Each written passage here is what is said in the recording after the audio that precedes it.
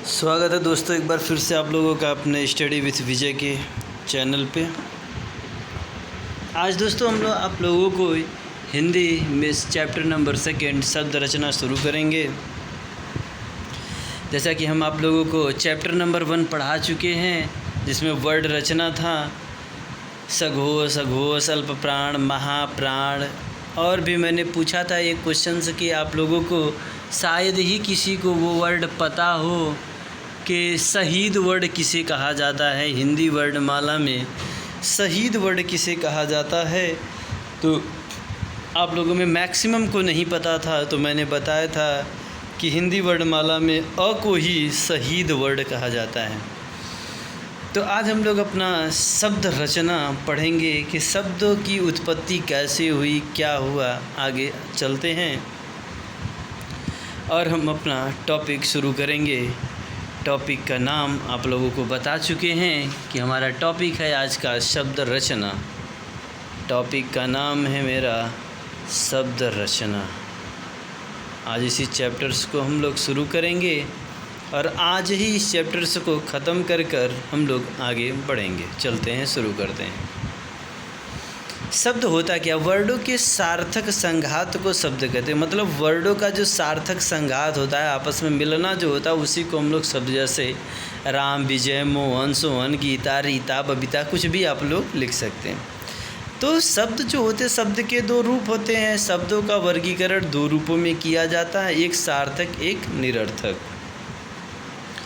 अब सार्थक शब्द की बात करें तो जिन शब्दों का अर्थ होता है ऐसे शब्दों को सार्थक शब्द कहते हैं। अब जैसे इच्युवाचा, अब इसका कोई अर्थ तो है नहीं, तो ये तो निरर्थक शब्द हो गया। तो जैसे गंगा, यमुना, पृथ्वी आदि, तो भाई इनका एक सार्थक शब्द है कि गंगा माता, यमुना, पृथ्वी। तो एक शब्द है, एक सार्थक है, एक सही लग रहा है। अब सार्थक शब्दों को 5 भागों में बांटा गया है। 5 भागों में कौन कौन सा? रचना के अनुसार सार्थक शब्द जन्म या उत्पत्ति के आधार पर, अर्थ के आधार पर, काव्यशास्त्रीय अर्थ के आधार पर और विकार या प्रयोग के आधार पर। आज यही 5 हम लोग पढ़ने वाले हैं। नंबर 1 स्टार्ट करते हैं रचना के आधार पर। तो रचना के आधार पर शब्द के 3 भेद हैं। देखिए, हम जो भी हिंदी पढ़ा रहे हैं आप लोगों को पूरा एकदम डिटेल पढ़ा रहे हैं। आप लोगों को किसी भी वनडे एग्ज़ाम में जहाँ पे हिंदी पूछी जाती है, आपको बस जितना मैं पढ़ा रहा हूँ या अभी जितना आगे पढ़ाऊँगा, मैं भी हमको लगता है कि हिंदी की लगभग 50 क्लास होगी, टोटल 50 या 60 क्लास होगी। तो उतने से आप लोगों का सारा चीज़ ख़त्म कर देंगे हिंदी में। कितने वनडे एग्ज़ाम में जितने भी हिंदी आते होंगे सारा हम ख़त्म कर देंगे। बस आप लोगों से रिक्वेस्ट है कि आप लोग चैनल को लाइक करिए, शेयर करिए, सब्सक्राइब करिए। जिससे भी बोलिए कि अरे भाई चैनल सब्सक्राइब कर लो, बहुत अच्छी अच्छी वीडियो आ रही है, सभी लोग पढ़ा जाएगा। तो आप लोग जितना वो करेंगे उतना अच्छा लगेगा हमको वीडियो बनाने में, और उतना ही मैं अच्छे से वीडियो बनाऊंगा और उतना हमको भी मज़ा आएगा और आप लोगों को भी अच्छा लगेगा। तो चलते हम शुरू करते हैं रचना के आधार पर। तो रचना के आधार पर शब्द के 3 भेद होते हैं। एक कौन कौन से? रूढ़ शब्द, योग रूढ़ शब्द और यौगिक। स्टार्ट करते हैं रूढ़ शब्द। जिन शब्दों का विभाजन नहीं हो सकता, जिनमें उपसर्गों का प्रयोग नहीं होता, उसे रूढ़ शब्द कहते हैं। मतलब इसमें उपसर्ग नहीं होता। अब उपसर्ग प्रत्यय क्या होता है ये अभी आप लोग थोड़ा सा वेट करिए, हम जल्द ही आप लोगों को उपसर्ग और प्रत्यय सारा चीज़ क्लियर करूँगा। योग रूढ़ शब्द क्या है? जब 2 रूढ़ शब्द कोई तीसरा अर्थ देते हैं उसे योग रूढ़ शब्द कहते हैं। जैसे गजानन, दशानन, दस हैं मुख अर्थात दशानन। यौगिक शब्द जब 2 रूढ़ आपस में मिलकर कोई तीसरा अर्थ नहीं देते बल्कि उसी शब्द से संबंधित अर्थ देते हैं, उन्हें यौगिक शब्द कहते हैं। जैसे विद्यालय, विद्या के लिए आलय अर्थात विद्यालय। पुस्तकालय, पुस्तक के लिए आलय बराबर पुस्तकालय। उसी प्रकार से चिड़ियाघर आदि।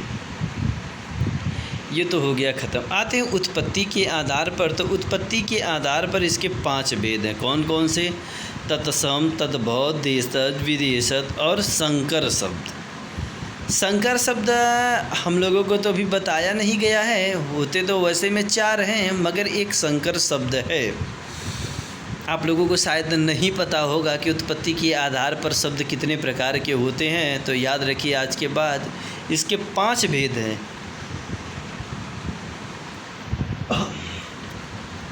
इसके हैं तो 5 भेद, मगर हम लोग 4 ही भेद जानते थे और 4 ही हम लोगों को पता था। तो आज लोग 5वां आप लोग बहुत इम्पॉर्टेंट है। आप लोग कभी किसी से पूछिएगा कि उत्पत्ति के आधार पर शब्द के कितने भेद है, तो सब बोलेंगे 4 हैं। तो आप बोलेगा नहीं 5 है, 5वां है कौन सा? तो आप लोग बताइएगा संकर। आइए आप लोग GTR कर लीजिएगा। GTR और IMP बहुत से लोग लिखते हैं। तो IMP का मतलब इम्पोर्टेंट, तो GTR का मतलब हो गया गुड टू रिमेंबर। तत्सम शब्द, जिस शब्द तत् और तत्सम शब्द तत् और सम 2 शब्दों से मिलकर बना है। तत् का अर्थ होता है उसके और सम का अर्थ होता है समान, अर्थात उसके समान।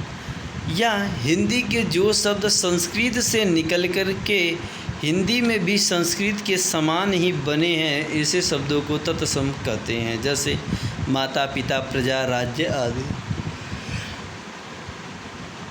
तद्भव शब्द, हिंदी में तद प्लस भव, अर्थात इस प्रकार से हो गया, अर्थात हिंदी के जो शब्द संस्कृत से निकलने के बाद अपना रूप बदल दिए, ऐसे शब्दों को तद्भव शब्द कहते हैं। जैसे सिर, पैर, कान, नाक, गाल, गाय, बैल, भैंस आदि। देशज शब्द, देश प्लस ज अर्थात गांव में जन्मे, पैदा होने वाला, अर्थात हिंदी के जो शब्द संस्कृत से निकल कर के बदलते बदलते गांव की सीमा में सिमट गए, अथवा हिंदी के जो गांव शब्द से पैदा होकर गांव तक सीमित रह गए, ऐसे शब्दों को देशज शब्द कहते हैं। जैसे मेहरारू, मनसेधु, लोटा, थरिया, मनई, गोस, और ये वर्ड आप लोग पढ़ लीजिएगा आदि। विदेशज शब्द, विदेशज मतलब हिंदी में प्रयोग होने वाले वे शब्द जो देश के बाहर की भाषाओं से आकर हिंदी में प्रयोग होने लगे, उन शब्दों को विदेशज शब्द कहते हैं। जैसे बल्ब, ट्यूबलाइट, लैंप, साइकिल, कफन, कुर्ता, पैजामा, कुर्सी, मेज आदि। संकर शब्द में जैसे देसी प्लस विदेशी, जैसे रेल प्लस गाड़ी, रेलगाड़ी। रेल देसी, विदेशी गाड़ी। विदेशी आप ऐसे कह सकते हैं कि विदेशी आपका तो रेल है, गाड़ी आपका इंडिया, तो रेल गाड़ी बनेगा। वैसे किताब, घर, गोताखोर, तहसीलदार, सिनेमा घर, लाठी चार्ज, रेल विभाग, फिल्म उत्सव, इसके आगे भी बहुत ढेर सारे।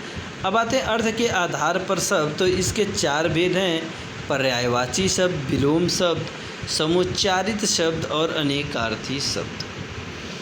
अगर हम यहाँ पे थोड़ा से छोटे में एक चीज़ बता दिया गया है कि पर्यायवाची अगर सूर्य की बात किया जाए तो रवि, भानु, प्रभाकर, दिवाकर, भास्कर। और अगर विलोम मतलब विपरीत, जैसे दिन का रात, अपना का पराया, सुख का दुख। समुच्चारित मतलब जिसका उच्चारण एक जैसा हो, जैसे अंश, अंश, अंश, अंश।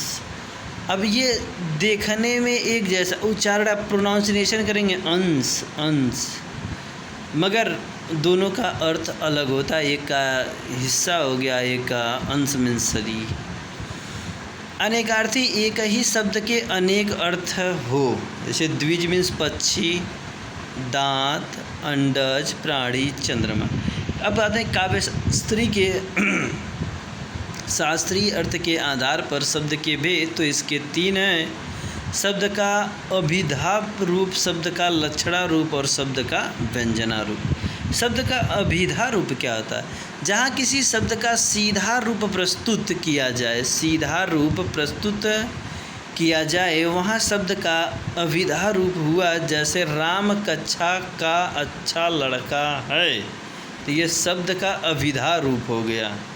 अब शब्द का लक्षणा रूप, जहाँ किसी शब्द को कहने के लिए उसके लक्षण में कोई दूसरा ला दिया जाए वहाँ शब्द का लक्षणा होता है। जैसे विजय कक्षा का शंकराचार्य है, एक लक्षण बता दिया गया, इसलिए वो है विजय है मगर कक्षा क्या है, शंकराचार्य, मतलब बहुत अच्छा।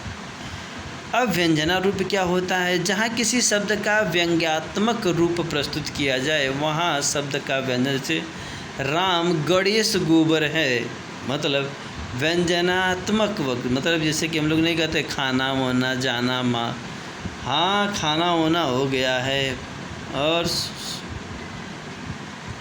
सब ठीक ठाक है। अब ठीक तो है, ठाक क्या होता है, तो वही। अब प्रयोग या विचार के आधार पर शब्द, तो इसके दो भेद होते हैं, विकारी और अविकारी। तो विकारी को ही हम लोग स्विकारी शब्द के भी नाम से जानते हैं। तो विकारी शब्द का अर्थ होता है विकृत करना या बदल देना, अर्थात जो शब्द प्रयोग के आधार पर अपना अर्थ विकृत कर देते हैं अथवा बदल देते हैं, ऐसे शब्द को विकारी शब्द कहते हैं। जैसे माता पिता, भाई बहन, लड़का लड़की, शहर, सिनेमा आदि। नोट: संज्ञा, सर्वनाम, क्रिया, विशेषण के सभी शब्द विकारी शब्द होते हैं। संज्ञा, सर्वनाम, क्रिया, विशेषण के सभी शब्द विकारी होते हैं। अविकारी, जो शब्द प्रयोग के आधार पर अपना अर्थ नहीं बदलते हैं उन्हें अविकारी शब्द कहते हैं। जैसे हे, हो, अरे, अबे, किंतु, परंतु, और, या आदि। नोट: समस्त अव्ययवाची शब्द अविकारी शब्द कहलाते हैं। अविकारी शब्द के भेद तो ये 4 प्रकार के होते हैं। कौन कौन से? संबोधनवाची अविकारी, जैसे हे, ओ, अरे, अबे। क्रिया विशेषणवाची अविकारी शब्द, धीरे धीरे, जोर से, बार बार, तेजी से। समुच्चयवाची अविकारी शब्द और किंतु, परंतु, लेकिन। संबंधवाची तक भर अथवा, तक भर अथवा, तक भर अथवा। निरर्थक शब्द, निरर्थक शब्द का अर्थ हुआ बिना अर्थ के, अर्थात जिन शब्दों का अर्थ नहीं होता उन्हें निरर्थक शब्द कहते हैं। निरर्थक शब्द कभी कभी सार्थक शब्दों के साथ आम बोलचाल में आ जाते हैं। जैसे देखिए अभी आपको बताएं खाना होना, तो ऐसे ही है, राम वाम, रोटी वोटी, पानी वानी। अरे ठीक है, पानी तो होता है, वहाँ नहीं क्या, लड़की उड़की, इससे भी लोग लड़की उड़की देखे गई ला, लड़की उड़की देखने आप गए थे, तो लड़की तो ठीक है, वड़की क्या होता है, वड़की कुछ होता है, नहीं होता है, तो वो निरर्थक शब्द हो गया। ठीक, ये आपका था आज का टॉपिक। केवल हमको पढ़ना था शब्द के रूप, तो सार्थक और निरर्थक रूप था। इन्हीं दोनों रूपों को आज मैंने ख़त्म कर दिया। अब अगला चैप्टर आप लोगों को बहुत जल्द मिलेगा, वाक्य रचना। भी हम लोगों ने शब्द रचना कंप्लीट किया, अब आएंगे कुछ ही दिन में, 1-2 दिन के अंदर या आज कल में आप लोगों को एक नया चैप्टर मिल जाएगा वाक्य रचना का। ठीक है, आप लोगों से एक बार फिर से रिक्वेस्ट कि अपने चैनल स्टडी विथ विजय